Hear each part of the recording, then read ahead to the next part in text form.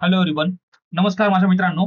एनलाइट education मध्ये सगळ्यांचं स्वागत आहे. आपल्याला सगळ्यांना माहिती आहे की 28 तारखेला आपली जी आहे टीईटीची परीक्षा आहे आणि त्या टीईटीच्या दृष्टिकोनातूनच तुमच्यासाठी एनलाइट एज्युकेशन तर्फे सायन्सचे काही पीवायक्यूज आणि महत्वाचे क्वेश्चन्स जे आहेत हे मी आणलेले आहेत. तर चला मित्रांनो, सुरू करूया आपल्या या सायन्सच्या प्रश्नांसाठी. सुरू करूया आपण. चला, आपला पहिला प्रश्न जो आहे, आपला जो पहिला प्रश्न असेल बघा, सामान्य विज्ञान असेल तुमचं, पूर्ण अभ्यासक्रमावरती आधारित हे सगळे प्रश्न असणार आहेत. काही पीवायक्यूज, इम्पॉर्टंट पीवायक्यूज आहेत. ठीक आहे. विज्ञान एक जो तुमचा पेपर 1 आणि पेपर 2 या दोघांसाठी पण हा तुम्हाला विज्ञान जो आहे हे क्वेश्चन्स तुम्हाला खूप खूप हेल्पफुल ठरणार आहे. पहिला प्रश्न आपण जर बघितला तर या प्रश्नात विचारलं की कवके जे आहेत ना, या गटातल्या वनस्पती ज्या आहेत ह्या कशा असतात? स्वयंपोषी, मृतोपजीवी, परजीवी. आता नीट समजून घ्या. कवक जर आपण जर बघितलं तर या कवकांमध्ये हरितलवके असतात का? या कवकांमध्ये हरितलवके जे आहेत ना, तर हरितलवके म्हणजे क्लोरोप्लास्ट जे आहेत ना, तर हे क्लोरोप्लास्ट यामध्ये बिलकुल पण नसतात. म्हणजे मग हे स्वतःचं अन्न स्वतः तयार करू शकतात का? जर याच्यामध्ये हरितलवक जर नसतील तर हे स्वतःचं अन्न स्वतः तयार करू शकत नाहीत. त्यामुळे हा ऑप्शन तर पूर्णपणे चुकीचा आहे. तर परजीवी आणि मृतोपजीवी, तर याच्यात आपण जर बघितलं तर या ज्या कवके असतात ना, या परजीवी पण नसतात आणि मृतोपजीवी पण नसतात. या दोन्ही पण असतात. या कशा असतात? या परजीवी म्हणजे काय? परजीवी आपण जर बघितलं तर परजीवी म्हणजे अशा की ज्या जिवंत जिवंत वनस्पती असतील किंवा तुमचे प्राणी असतील यांच्यावरती हे काय करतात, हे अवलंबून असतात. परजीवी म्हणजे म्हणजे आपण याच्यामध्ये आपण जर बघितलं परजीवीमध्ये, तर जे काही तुमचे आपण त्याला काय म्हणतो, रोग आहेत. ठीक आहे. स्मट रोग जो आहे ना, तर तो, तसे जे फंगस जे आहेत, आपण त्याला म्हणतो स्मट रोग म्हणतो, आपण त्याला गंजरोग म्हणतो, स्मट म्हणतो. हे जे आहेत ना, हे सगळे याच्यामध्ये येतात मित्रांनो. कशामध्ये येतात? या कवकांमध्ये येतात, परजीवीमध्ये येतात. मृतोपजीवी म्हणजे काय? मृतोपजीवी, मग मृतोपजीवी आपण जर बघितलं तर हे मृतोपजीवी म्हणजे काय, की जे सडलेले किंवा तुमचे कुजलेले जे वनस्पती असतात, सडलेले. मृतोपजीवी म्हणजे काय? मृतोपजीवी म्हणजे जे काही तुमचे मेलेले वनस्पती असतील, प्राणी असतील किंवा कुजलेले जे काही तुमचे वनस्पती प्राणी असतील त्याच्यावरती जगणारे जे असतात ना, त्याला आपण काय म्हणतो? त्याला आपण म्हणतो मृतोपजीवी. म्हणजे जे मेलेले असतात, तर मेलेल्यांवरती जे स्वतःची जीविका भागवतात त्याला आपण म्हणतो मृतोपजीवी. हा, आपले जे काही ब्रेडवरती जगणारे जे तुमचे कवके आहेत, बुरशी आहे, मशरूम आहे ना, तर हे बुरशी, मशरूम याचं बेस्ट एक्झाम्पल आहे. बुरशी झालं, मशरूम झालं, हे त्याचे बेस्ट एक्झाम्पल्स आहेत. ठीक आहे. त्याचा करेक्ट आन्सर येईल ऑप्शन नंबर 4 यायला पाहिजे आन्सर. ठीक आहे. चला नेक्स्ट. फॉस्फोरिक आम्लाची इथे विचारलंय तुम्हाला, फॉस्फोरिक आम्लाबद्दल विचारलंय. त्याची आम्लारी धर्मता म्हणजे बेसिसिटी तुम्हाला विचारलंय. काय विचारलायचं? बेसिसिटी जी आहे ती तुम्हाला इथे विचारलेली आहे. सगळ्यात पहिले समजून घ्या, फॉस्फोरिक आम्ल म्हणजे काय. फॉस्फोरिक आम्लाचं सूत्र आहे H3PO4. काय आहे याचं सूत्र? H3PO4. मग आता H3PO4 त्याच्यामध्ये हायड्रोजनचे आयन किती आहेत ज्यांचं आयनीकरण होऊ शकतं? असे किती हायड्रोजनचे याच्यामध्ये आयन आहेत बरं? त्याच्यामध्ये असे 3 आयन आहेत हायड्रोजनचे ज्यांचं आयनीकरण जे आहे ना, आयनीकरण हे शक्य आहे. 3 हायड्रोजन. आता आपण जर समजा हायड्रोक्लोरिक ऍसिड जर विचारलं तर या हायड्रोक्लोरिक ऍसिड मध्ये एकच हायड्रोजन असा आहे ज्याचं आयनीकरण होऊ शकतं. किती? एकच हायड्रोजन आहे ज्याचं आयनीकरण. आयनीकरण म्हणजे काय? आयोनायझेबल. ठीक आहे. आता हा तुमचा सल्फ्युरिक आम्ल जर आपण जर घेतला, सल्फ्युरिक आम्ल, त्याच्यामध्ये हायड्रोजनचे 2 असे आहेत ज्यांचं आयनीकरण होऊ शकतं. तर तुम्हाला प्रश्न विचारलेला आहे फॉस्फोरिक आम्लाबद्दल, ज्याचं सूत्र आहे H3PO4. त्याच्यामध्ये 3 असे हायड्रोजनचे आयन आहे ज्यांचं आयनीकरण होऊ शकतं आणि यालाच म्हणायचंय तुमचं आम्लारी धर्मता. तर करेक्ट आन्सर यायला पाहिजे ऑप्शन नंबर 3. ऑप्शन नंबर 3 यायला पाहिजे. ओके. चला नेक्स्ट. हा प्रश्न बघा, हा प्रश्न खूप सुंदर आहे. एक चेंडू जो आहे तो इमारतीच्या वरती आपण जो आहे तो सोडला, वरतून सोडला, आपण इमारतीवरून तो सोडला. तर खाली तो 3 सेकंदामध्ये येतोय. किती सेकंदामध्ये येतो तो? 3 सेकंदामध्ये येतोय तो चेंडू जो आहे तो 3 सेकंदामध्ये येतोय. तर इमारतीची उंची त्यांनी विचारलेली आहे. आता इथे तुम्हाला उंची जर विचारलेली जर असेल, इमारतीची तुम्हाला उंची विचारलेली आहे, तर बघा सगळ्यात पहिले नीट समजून घ्या, ही जी इमारत जी आहे ही अशा प्रकारची एक इमारत आहे आणि या इमारतीवरून आपण जर बघितलं, हा जो बॉल जो आहे, हा बॉल असा खाली ड्रॉप केला इथं. आता या समजा या इमारतीची हाईट काहीतरी असेल, एक्स वाय झेड असेल, ही त्याची हाईट असेल, ही त्याची हाईट असेल. हा बॉल असा खाली येतोय आणि या जमिनीला तो टच करतोय इथे. ओके, तर जेव्हा हा बॉल जो आहे छतावरून खाली सोडला, म्हणजे इथून जेव्हा तो खाली सोडला, इथून आपण खाली सोडतोय ना, सोडला, तर इथे यायला त्याला टायमिंग जो आहे तो आहे 3 सेकंद. तुम्हाला विचारलंय इमारतीची उंची विचारली तुम्हाला. मग आता याच्यात जर विचारलं आपल्याला, तर इनिशियल वेलोसिटी किती असेल बरं त्याचा? इनिशियल वेलोसिटी चेंडूचा किती असेल? 0 असेल. टायमिंग किती दिलंय तुम्हाला? 3 सेकंद दिलाय. हा जेव्हा बॉल जेव्हा खाली पडतोय, असा खाली पडतोय, म्हणजे खाली कशामुळे पडतोय? जी, ऍक्सेलरेशन ड्यू टू ग्रॅव्हिटी. त्याची किंमत किती आहे? 9.8 मीटर पर सेकंड स्क्वेअर. ठीक आहे. मग तुम्हाला विचारलेलं आहे इमारतीची उंची विचारली आहे. हा, ही उंची, हाईट, तर जी आपण डिनोट करत असतो, आपण कशाने डिनोट करतो? आपण एस ने डिनोट करतो आपण. हा फॉर्म्युला आपल्याला तर माहिती असेल, S is equals to UT plus half AT square. चला, यू किती आहे? 0, म्हणजे 0 इंटू टी किती होईल? 0 प्लस हाफ इंटू ए किती आहे? 9.8 ऍक्सेलरेशन ड्यू टू ग्रॅव्हिटी जी, आणि टी किती आहे? 3. 3चा वर्ग किती आहे? 9, म्हणजे हे झालं तुमचं 4.9 इंटू 9. याला जर तुम्ही जर कॅल्क्युलेट जर केलं, तर हे येतं 44.1. हे किती येतं? 44.1. करेक्ट आन्सर येईल तुमचं ऑप्शन नंबर 4. ठीक आहे. कसं काढलं हे? इनिशियल वेलोसिटीचा प्रारंभिक वेग 0 आहे, टायमिंग दिलेला आहे, आणि हा ए म्हणजे काय? हा a is equal to acceleration due to gravity g, 9.8 metre per second square म्हणतो आपण त्याला. Okay, option 4.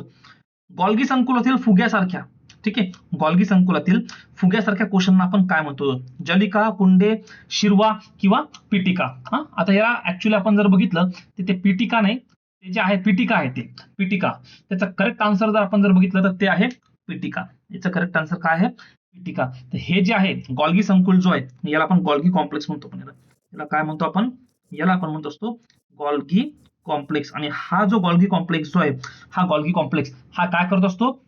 जेवढे तुमचे प्रोटीन्स जे आहेत, प्रोटीन्स आणि इतर पदार्थ जे आहेत ना, तर या इतर पदार्थांमध्ये हा काय करतोय? बदल करतोय. हा कोण? Golgi complex. ठीक आहे. आणि तो योग्य ठिकाणी पोहोचवण्यासाठी ह्याच्या लहान लहान फुग्यासारख्या पिशव्या असतात का, या ज्या काही लहान फुग्यासारख्या पिशव्या असतात, बलून सारख्या, ठीक आहे, या ज्या काही लहान फुग्यासारख्या ज्या पिशव्या ज्या असतात, तर या पिशव्यांनाच म्हटलं जातं, काय म्हटलं जातं? पिटिका म्हणतात त्याला. काय म्हणतात त्याला? पिटिका म्हणतात त्याला, पुटिका म्हणतात त्याला. ओके, म्हणजेच यालाच आपण म्हणतो वेसल्स म्हणतो आपण त्याला. त्याला अजून काय म्हणतात? याला वेसल्स म्हणतात त्याला. ओके, ऑप्शन नंबर 4 जो आहे तो करेक्ट आन्सर आहे याचा. चला नेक्स्ट. हा एक क्वेश्चन जो आहे तो खूप छान क्वेश्चन आहे. काय विचारलंय तुम्हाला? 1 ग्रॅम मोल जड पाणी म्हणजे नेमकं काय? आता जड पाणी म्हटलं तर तुम्हाला थोडंसं वाटेल की हे कोणतं पाणी आहे बाबा? तर इथं आपण जर बघितलं, हायड्रोजन जे आहे ना, जड पाणी जे आहे ना, यालाच ड्यूटेरियम D2O म्हणतात. ठीक आहे. हायड्रोजनचे 3 समस्थानिक आहे हायड्रोजनचे. ठीक आहे. एक आहे प्रोटेरियम, ठीक आहे, दुसरा आहे ड्यूटेरियम, आणि तिसरा जो आहे तो आहे ट्रिटेरियम. ठीक आहे, ट्रिटेरियम. आता हा जो जड पाणी, या ड्यूटेरियमला म्हटलं जातं जड पाणी, याला म्हटलं जातं जड पाणी. हा न्यूक्लिअर रिएक्टर मध्ये याचा वापर, कुलंट म्हणून याचा वापर केला जातो ड्यूटेरियमचा. ठीक आहे. आता हा जो ड्यूटेरियम जो आहे ना, तर आता इथं बघा, हा हायड्रोजनचा काय आहे? हा हायड्रोजनचा समस्थानिक आहे, आयसोटोप आहे. हा काय आहे? समस्थानिक आहे. हा म्हणजे तुमचा आयसोटोप म्हणतो आपण त्याला, आयसोटोप म्हणतो आपण त्याला. मग आता तुम्हाला विचारलंय याचं 1 ग्रॅम मोल विचारलंय, तर हायड्रोजन बद्दल आता इथे तुम्ही जर बघितलं, तर हा D2O याचा अणुभारांक किती आहे?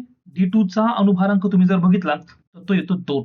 अणुभारांक आहे याचा 2. ठीक आहे, याचा अणुभारांक आहे 2. आणि ऑक्सिजनचा अणुभारांक किती आहे? ऑक्सिजनचा अणुभारांक जो आहे, हा मी अणुभारांक लिहिलाय, अटॉमिक मास लिहिलाय बरं का. अणुभारांक म्हणजे अटॉमिक मास. तर आता D2O चं तुम्हाला हे विचारलेलं आहे 1 ग्रॅम मोल म्हणजे किती ते विचारलेलं आहे. ठीक आहे, फॉर्म्युला अप्लाय करा D2O चा. D2O इज इक्वल्स टू किती आहे 2 आणि हे 2 into 2 4 4 प्लस ऑक्सिजन तर किती आहे 16 16 20 आहे का 20 इथे आहे. ऑप्शन नंबर 4 तुमचं करेक्ट आन्सर आहे. तर इथे तुमचं जे 1 ग्रॅम मोल जड पाणी जेव्हा तुम्हाला हे विचारलं तर तुम्हाला त्याचा ॲटॉमिक मास माहिती पाहिजे. ॲटॉमिक मास माहिती पाहिजे त्या एलिमेंटचं, तर तुम्ही त्याला आरामात ते त्याचं 1 ग्रॅम जे आहे ते 1 ग्रॅम मोल जे आहे ते तुम्ही आरामात त्याचं काढू शकता. ठीक आहे, बरं मला सांगा आता आपलं जे नॉर्मल H2O जे आहे, नॉर्मल H2O याचं किती असेल, याचं 1 ग्रॅम मोल किती असेल. परीक्षेमध्ये जर विचारलं की हायड्रोजनचं, हायड्रोजन म्हणजे आपलं हे H2O आपलं साधं पाणी जे त्याचं 1 ग्रॅम मोल किती असेल. हायड्रोजनचं किती आहे 1 तर हे 1 into 2 प्लस ऑक्सिजनचं किती आहे 16 म्हणजे 2 प्लस 16 किती झाले हे झाले 18. तर 18 ग्रॅम जे असेल हे कुणाचं असेल, हे असेल आपल्या साध्या पाण्याचं. आणि 20 ग्रॅम जे आहे ते कुणाचं आहे जड पाण्याचं, ज्याला ड्यूटेरियम ऑक्साईड म्हणतो, D2O म्हणतो आपण त्याला. कळालं. चला नेक्स्ट. जर पाण्याला इथे विचारलंय तुम्हाला, जर पाण्याला शून्यापासून जर तापवले तर त्याचा आकारमान काय होतं. आता याच्यात नीट समजून घ्या, हा प्रश्न जो आहे ना खूप सुंदर प्रश्न आहे. पाण्याला आपण जर बघितलं, पाण्याला जर तुम्ही जर शून्यापासून जर तापवलं तर त्याचं आकारमान जे आहे ना, त्याचं आकारमान त्याचं आकारमान जे आहे त्याचं आकारमान कमी होतं. कमी होतं का जास्त होतं. शून्यापासून जेव्हा तुम्ही त्या पाण्याला तापवताय तर शून्यापासून जेव्हा तुम्ही त्याला तापवताय तर त्याचं आकारमान जे आहे हे आकारमान कमी होतं आणि घनता वाढते. शून्यापासून जेव्हा तुम्ही त्याला 4 डिग्री सेल्सिअस पर्यंत नेताय तर त्याचं आकारमान जे आहे, आकारमान काय होतंय कमी होतं आणि घनता जी आहे, पाण्याची घनता जी आहे ती वाढत जाते. कुठपर्यंत वाढते, जोपर्यंत 4 डिग्री सेल्सिअस टेम्परेचर होत नाही तोपर्यंत. मग पाण्याची घनता जी असते ना ही सगळ्यात जास्त असते 4 डिग्री सेल्सिअसला. सर्वात जास्त घनता पाण्याची कुठे असते 4 डिग्री सेल्सिअसला. 4 डिग्री सेल्सिअस पासून जर तुम्ही टेम्परेचर पुन्हा वाढवलं तर काय होतं, तर तुमचं आकारमान जे आहे, लक्षात घ्या आकारमान जे आहे, इथून आता आकारमान तुमचं वाढणार पण घनता जी आहे डेन्सिटी ती मात्र कमी कमी होत जाणार. आपल्याला विचारलेलं आहे की शून्यापासून जर तुम्ही जर तापवलं तर त्याचं आकारमान जे आहे हे कमी होतं. इथं आहे का ऑप्शन असा, नाही. इथे वाढतं तसंच राहतं, सुरुवातीला वाढतं नंतर कमी होतं, पूर्णपणे चुकीचं आहे. त्याचं आकारमान 4 डिग्री सेल्सिअस पर्यंत जे आहे हे कमी कमी होत जातं. त्याचं आकारमान जे आहे ते 4 डिग्री सेल्सिअस पर्यंत कमी कमी होत जातं. ऑप्शन नंबर 2 जे आहे हे त्याचं करेक्ट आन्सर आहे. समजलं. ओके, चला नेक्स्ट. पुढचा प्रश्न जो आहे आता, मानवामध्ये दुधाचे दात पडून पुन्हा दात येणाऱ्यांची संख्या किती असते. बघा आता दुधाचे दात जे असतात ना, आपण लहान असतो तर लहान आपण जेव्हा असतो ते आपले दात असतात दुधाचे असतात, पहिले दात ते 20 असतात 20. आणि जेव्हा दुधाचे दात तुटतात पडतात आणि कायमचे दात आपल्याला येतात जे आयुष्यभर राहतात, तर हे जे कायमचे दात आपल्याला असतात ना ते असतात 32. 32 असतात. ऑप्शन नंबर 4 त्याचं करेक्ट आन्सर आहे. ओके, चला नेक्स्ट. टायटन हा चंद्र किंवा उपग्रह जो आहे तर हा कोणत्या ग्रहाचा आहे. टायटन जो आहे, टायटन हा कुणाचा आहे. टायटन तुम्ही जर बघितलं तर टायटन हा जो आहे हा शनी या ग्रहाचा उपग्रह आहे. मंगळ, शुक्र जो आहे शुक्रला ग्रह नाही, लक्षात घ्या शुक्राला ग्रह नाही. मंगळ बद्दल आपण जर बोलायला जर गेलं तर मंगळ या ग्रहाला, ठीक आहे, मंगळ या ग्रहाला कोणता ग्रह आहे, उपग्रह आहे फोबोस आणि डिमोस. कोणते आहेत, एक म्हणजे फोबोस आणि डिमोस. शुक्रला ग्रह नाही, याला नाहीये. ठीक आहे. शनीचे तुम्ही जर बघितले तर भरपूर आहेत बघा, आयो आहे, युरोपा आहे, युरोपा, ठीक आहे. त्याच्यानंतर आपण कॅलिस्टो, हे जे आहेत हे तुमच्या गुरुचे उपग्रह आहेत. आणि शनीचा सगळ्यात मोठा उपग्रह त्याचं नाव आहे टायटन. आणि या टायटन वरती आपण जर बघितलं तर मिथेन जो आहे, मिथेन, ठीक आहे, मिथेन आणि इथेन यांची तिथे सरोवर आढळतात. तिथे काय आढळतात? यांचे तिथे सरोवर जे आहेत ना, हे तिथे सरोवर आढळतात मित्रांनो. ओके, करेक्ट आन्सर असायला पाहिजे ऑप्शन नंबर 4, टायटन हा शनीचा उपग्रह आहे. चला नेक्स्ट. हा प्रश्न आहे तुमच्या आरशावरती. जेव्हा अंतर्वक्र आरसा दिलाय, हा जो तुमचा अंतर्वक्र आरसा जो आहे अशा प्रकारचा, तर या अंतर्वक्र आरशाला, हा जो अंतर्वक्र आरसा जो आहे, तर या आरशाच्या ध्रुव आणि मुख्य नाभीच्या दरम्यान हा तुमचा पोल आहे. इथे इथे हा तुमचा पोल आहे. ठीक आहे, हा असेल तुमचा पोल इथे. आणि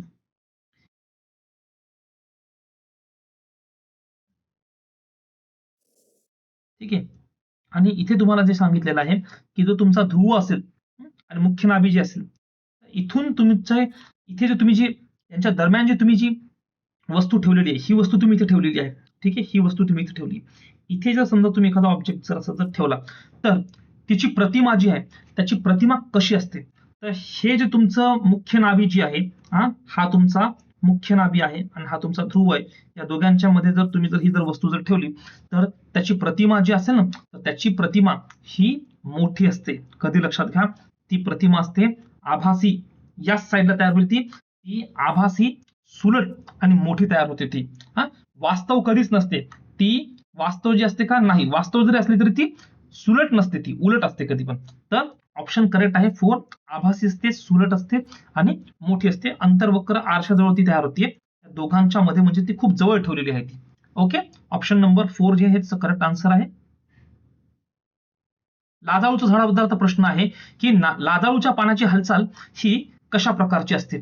तापमान अनुवर्ती, प्रकाश अनुवर्ती आणि अंधार अनुवर्ती. याचा अर्थ काय? तापमान म्हणजे काय? तापमानामध्ये जसं बदल होईल ना, तापमान बदलानुसार हिचा काय होणार? हिचा ग्रोथ होणार. प्रकाशानुवर्ती म्हणजे काय? प्रकाशानुसार हिची जर आपण जर बघितली तर प्रकाशानुसार हिचा विकास होणार. ठीक आहे, आणि अंधारानुवर्ती म्हणजे काय?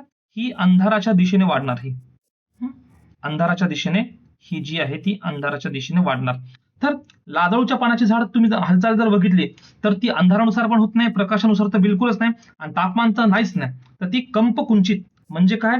याला आपण जर बघितलं, कंपकुंचित म्हणजे काय? कंप म्हणजे कंपन. ही एक प्रकारची मेकॅनिकल काय आहे? ती एक प्रकारची मेकॅनिकल तुमची जी आहे हालचाल आहे, ही जी आहे ही एक प्रकारची मेकॅनिकल स्टिम्युलस हालचाल आहे ही. ठीक आहे, आणि ती वाढीमुळे बिलकुल होत नाही. तर ती अतिशय जलद जी आहे, तर तात्पुरती आणि अतिशय जलद ती वाढ होत असते. आणि याला सेस्मोनास्टिक आणि थिग्मोनास्टिक असं देखील म्हणतात. त्याला काय म्हणतात? त्याला सेस्मोनास्टिक आणि थिग्मोनास्टिक असं देखील याला संबोधलं जातं. कंपकुंचित म्हणजे. करेक्ट आन्सर आहे ऑप्शन नंबर 1. नेक्स्ट. जर मोटर कारचा, हा प्रश्न आता बघा, मोटर कारचा वेग जर 3 पट केला, वेग म्हणजे वेलॉसिटी जर तुम्ही 3 टाइम्स जर केला, तर कारची गतीज ऊर्जा तुम्हाला विचारलेली आहे. कारची गतीज ऊर्जा जी आहे ती तुम्हाला इथं विचारलेली आहे. आता मला सांगा, हा फॉर्म्युला तुम्हाला माहिती आहे, kinetic energy is equals to half mv². तुम्हाला कायनेटिक एनर्जी दिली, तुम्हाला काढायची, तुम्हाला किती आहे? तर मला सांगा, इथे तुम्हाला सरळ मोटर कारचा वेग 3 पट सांगितलेला आहे, म्हणजे मास जे आहे हे कॉन्स्टंट दिलेलं असणार आहे इथे. ठीक आहे, तर तुम्हाला कायनेटिक एनर्जी काढायची आहे, गतीज ऊर्जा काढायची आहे. हे 3 पट दिलेलं आहे ना, 3 चा वर्ग किती आहे? 3 चा वर्ग 9. तर हे झालं तुमचं, तुम्हाला इथे जे विचारलेलं आहे हे हाफ एम जे आहे हे कॉन्स्टंट असणार आहे पूर्ण. तर हे जे आहे तुमचं kinetic energy is equals to 3 चा वर्ग 9. It is directly proportional to v². हा सगळा कॉन्स्टंट असेल, तर गतीज ऊर्जा जी असेल ती असेल 9. किती असेल? 9 असेल. गतीज ऊर्जा 9 असेल. ओके, नाही समजलं? पुन्हा सांगतो एकदा नीट बघा. तुम्हाला गतीज ऊर्जा विचारलेली आहे. काय विचारलेली आहे तुम्हाला? गतीज ऊर्जा विचारलेली आहे. मग या गतीज ऊर्जेमध्ये तुम्हाला विचारलेला आहे, हा फॉर्म्युला आपल्याला माहिती आहे, हाफ mv². तुम्हाला फक्त काय दिलेलं आहे? मोटर कारचा वेग दिलेला आहे, फक्त v दिलेला आहे, आणि काढायचा आहे कायनेटिक एनर्जी. मास दिलंय का? मास दिलेलं नाहीये. म्हणजे कायनेटिक एनर्जी आहे ही डायरेक्टली प्रोपोर्शनल आहे इथे व्ही स्क्वेअरला. बरोबर आहे. तुमचा वेग दिलेला आहे, तुम्हाला कायनेटिक एनर्जी काढायची आहे आणि हे स्थिर दिलेलं आहे, तुम्हाला दिलंच नाहीये. हे दिलं नाही तर कन्सिडर करण्याची काही गरजच नाही. म्हणून kinetic energy is equals to V किती आहे 3 आहे. किती आहे 3, 3चा वर्ग किती 9. मग गतिज ऊर्जा किती झाली 9. ओके 9 पट असेल. चला नेक्स्ट. प्रयोगशाळेमध्ये असेंद्रिय पदार्थांपासून सगळ्यात पहिले तयार केलेला सेंद्रिय पदार्थ जो आहे तो कोणता आहे. हा प्रश्न जर तुम्ही बघितला ना तर हा प्रश्न खूप म्हणजे शांत डोक्याने सोडवण्याची गरज आहे. बरोबर आहे. तर प्रयोगशाळेमध्ये जो काही पदार्थ जो तयार केला गेला, सगळ्यात पहिला पदार्थ तयार केला, सर्वात प्रथम तयार केलेला तो सेंद्रिय पदार्थ कोणता आहे. तर युरिया, अल्कोहोल, मिथेन का इथेन. बिलकुल नाही. याचा जर आन्सर जर बघितलं तर तो आहे युरिया. हा जो 1828 मध्ये आपण जर बघितलं, हा जो फेड्रिक जो आहे त्याचं नाव आहे फेड्रिक वोलर. याचं नाव आहे फ्रेडरिक वोलर. तर हा जो फ्रेडरिक वोलर जो आहे याने 1828 मध्ये त्याने काय केलं, प्रयोगशाळेमध्ये अमोनियम सायनेट जो आहे, अमोनियम सायनेट, याचं नाव आहे अमोनियम सायनेट जे आहे. ठीक आहे. याचं फॉर्म्युला आपण जर बघितला तर तो येतोय NH4OCN हा त्याचा फॉर्म्युला आहे. आणि याच्यापासून जो आहे याच्यापासून तयार झालेला आहे तुमचा काय तयार झालेला आहे युरिया. युरियाचा फॉर्म्युला काय आहे NH2CO NH2. हा जो आहे हा आहे तुमचा युरिया, जो की तुमचा सेंद्रिय पदार्थ जो आहे तो तयार झाला प्रयोगशाळेमध्ये विचारलेला आहे. करेक्ट आन्सर आहे ऑप्शन नंबर फर्स्ट युरिया. चला नेक्स्ट. पुढे आपण जर बघितलं तर पुयन म्हणजे काय. आता हा प्रश्न जर बघितला पुयन म्हणजे काय, तर बघा पुयन म्हणजे आपण जर बघितलं इथे ऑप्शन्स वरती नीट लक्ष द्या.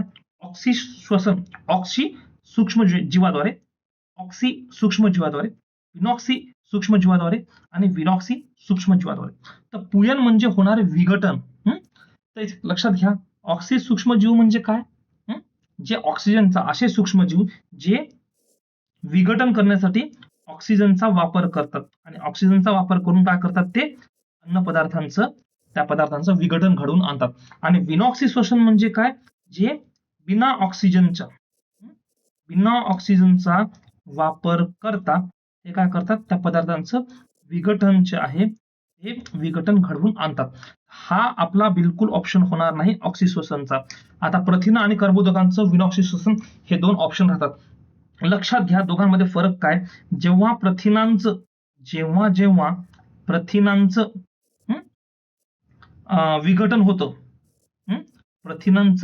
विघटन होतं, कुणाच्या माध्यमातून, हे तुमचे अनएरोबिक रेस्पिरेशन आपण त्याला म्हणतो. तर या विनॉक्सी श्वसनद्वारे जेव्हा होतं ना तर याला म्हटलं जातं पुयन म्हटलं जातं. याला काय म्हटलं जातं, याला पुयन म्हटलं जातं.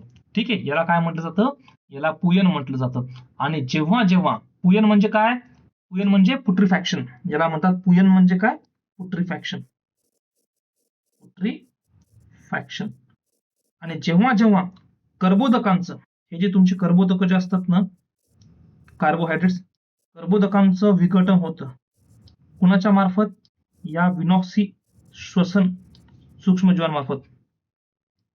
हे जे तुमचे विनॉक्सी सूक्ष्मजीव असतात ना तर याला म्हणायचं असतं काय म्हणतो, याला आपण म्हणत असतो फर्मंटेशन म्हणजे किण्वन. याला आपण काय म्हणतो, फर्मंटेशन म्हणजे किण्वन म्हणत असतो. ठीक आहे. तर कर्बोदक दिलं असेल हे किण्वनाचा प्रकार आहे हा.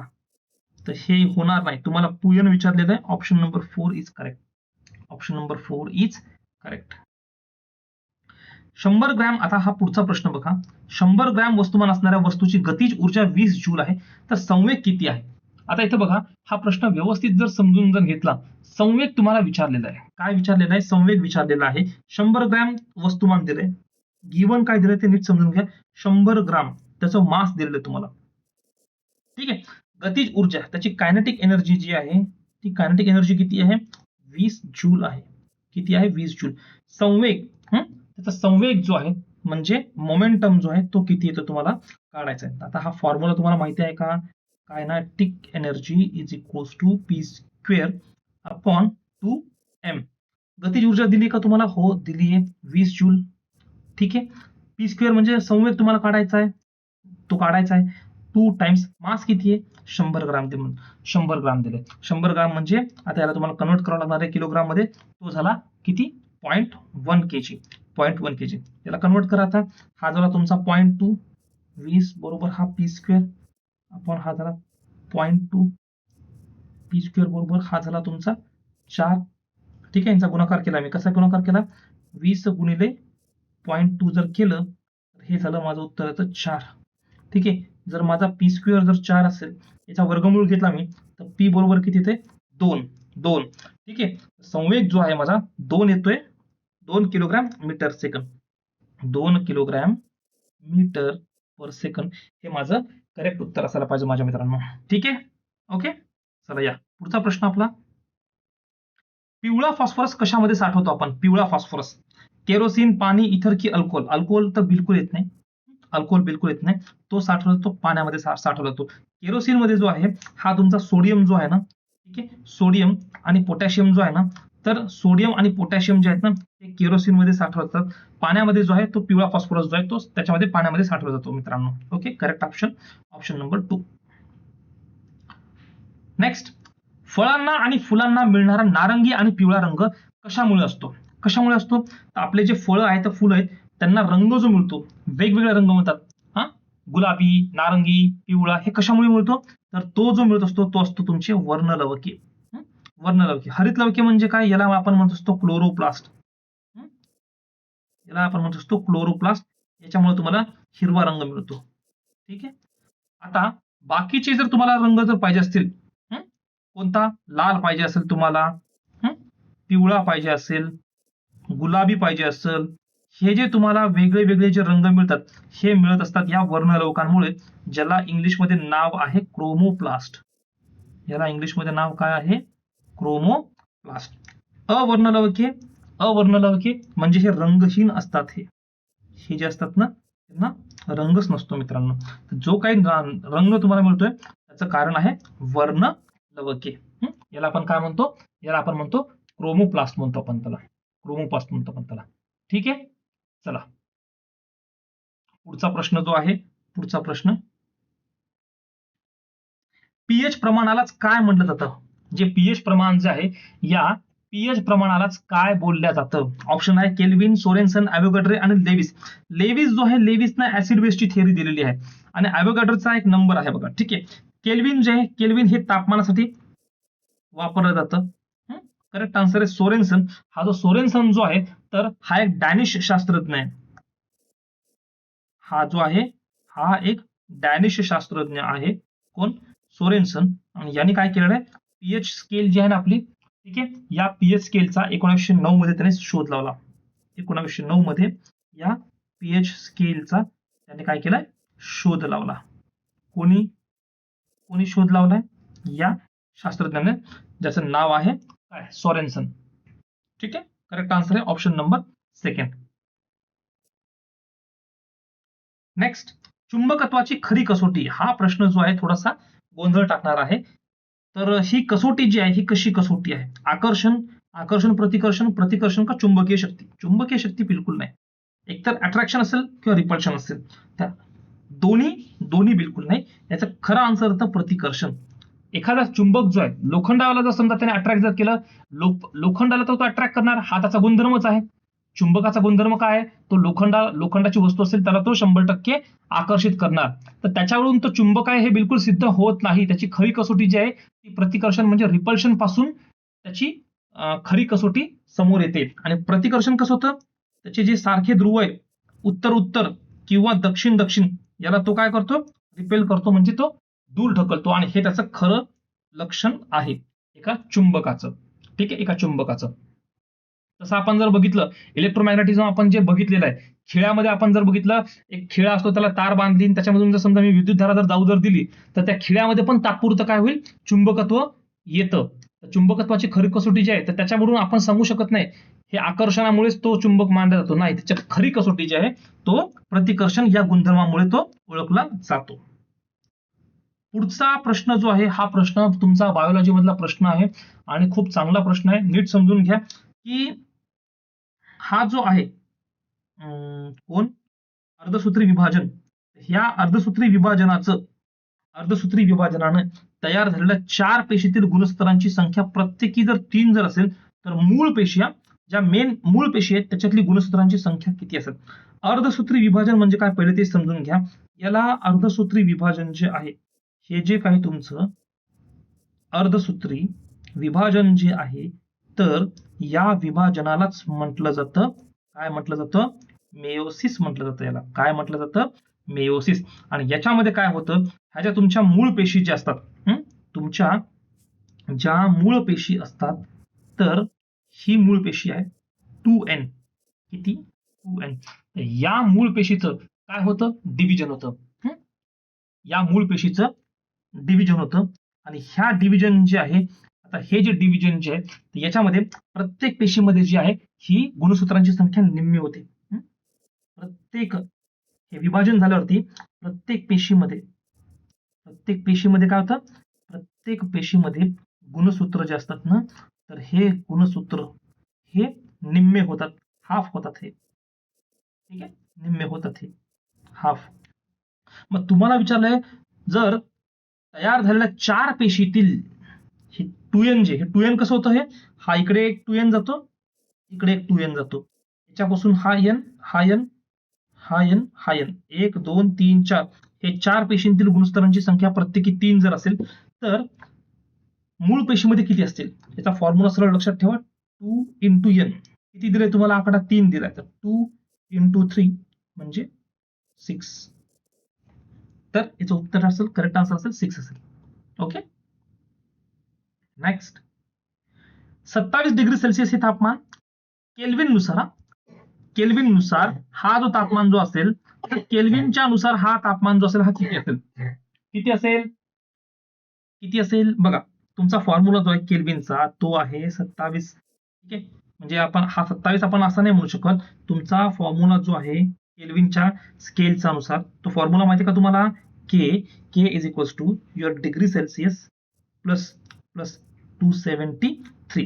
मग केल्विन नुसार तुम्हाला काढायचं आहे डिग्री सेल्सिअस किती आहे, 27 तुम्हाला सांगितलेलं आहे, तर 27 डिग्री सेल्सिअस प्लस 273, या दोघांची बेरीज किती येते, ती येते 300.